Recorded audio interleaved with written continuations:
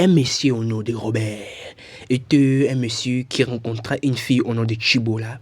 Chibola était une très belle fille, une fille très calme. Elle ne parlait jamais. Même quand son mari, des fois, n'avait pas l'argent, son mari lui disait: Chibola, ma femme, aujourd'hui, je n'ai que ces petits pains ici. Prends, tu vas te débrouiller. Répondait toujours: Dieu va faire quelque chose, bébé. Elle était toujours très calme. Tout ce que son mari lui disait, elle répondait avec beaucoup de politesse. Même quand son mari le grondait, elle ne répliquait jamais. Quand son mari lui disait: on va faire B, elle répondait: Alléluia. Quand son mari répondait: on va faire C, elle répondait: Amen. Quand son mari disait: on va faire E, elle disait toujours: gloire à Dieu, shalom. Elle partait chaque jour à l'église. Des fois même, elle gênait. Elle fait même 2 ou 3 jours, elle ne rentre pas à la maison, elle partait en retraite chaque jour. Et quand elle se mettait le foulard, elle couvrait même les oreilles. Et son mari se disait: Robert, waouh, est-ce que ce genre de femme vraiment existe dans ce monde? Elle était vraiment une femme très calme, très docile. Alors Robert profita de cette faiblesse-là pour commencer à se faire plaisir.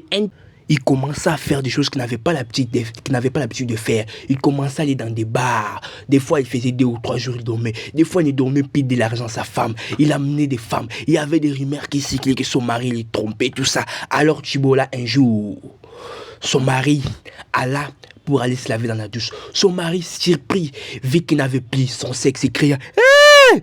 Quand sa femme viendrait, tous les voisins d'à côté étaient venus pour savoir qu'est-ce qui ne va pas. Pourquoi son mari criait? Il criait: hey, venez voir, je n'ai plus de sexe, mon sexe a disparu.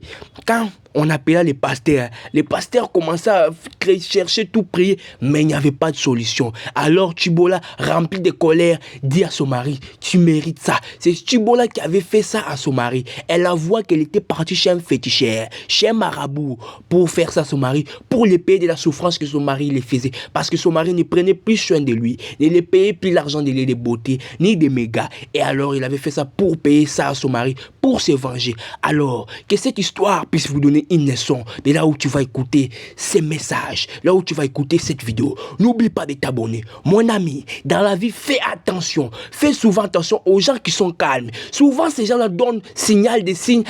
Mais comme vous étiez aveuglé, vous n'avez pas pu remarquer. Prochainement, je ferai une vidéo sur ça. Alors, abonne-toi pour que tu ne puisses pas rater cette vidéo-là. Alors, son mari avait tellement regretté et c'était vraiment honteux. C'est pourquoi dans la vie, mon ami, faites attention aux gens qui sont toujours très calmes. Moi, souvent, quand j'étais élève, quand un nouveau élève venait dans une salle, quand il venait, les gens disaient: oh, il est très calme, le nouveau. Moi, je l'évitais souvent. Je m'arrêtais seulement avec lui: bonjour.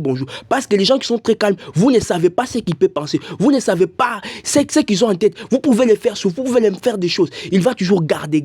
Les jours qu'il va bombarder, vous allez vous dire: waouh, est-ce que c'est vraiment Fatou? C'est moi Fatou qui m'a fait ça? Oui, faites attention. Les gens qui sont très calmes sont les gens les plus dangereux. Mieux vaut avoir un ami qui te dit: moi je suis pute, je suis Ndumba. Oui, c'est ça les amis qui sont clairs. C'est ça des amis que vous pouvez quand même vous accrocher. Mais voir un ami qui te dit: mon ami, moi je suis ici, je suis un voleur, je vends les reins. Oui, c'est ça des amis. La plupart des gens que vous appelez mon frère ne sont pas vos amis. La plupart des gens que vous appelez: oh mon frère, ce sont les gens qui vont vous trahir. Ce sont les gens qui vont commencer à raconter n'importe quoi sur votre sujet. Faites vraiment attention. À qui vous parlez de vos secrets, à qui vous parlez de vos problèmes d'intimité avec votre mari, à qui vous parlez de vos projets. C'est dans les silences, c'est dans les secrets que se construisent des grandes choses. Alors fermez votre bouche, faites attention. Soyez vraiment un homme, une femme capable de discerner des amis qui sont là pour profiter de vous, des amis qui sont là pour vous trahir. Soyez capable de discerner et de connaître ces signes-là. Pour ceux qui ne me connaissent pas, mon nom est Jersey Manchimba, les combattants noirs. Je ferai une vidéo pour la continuité de cette vidéo. Abonnez-vous massivement. Bye, à la prochaine.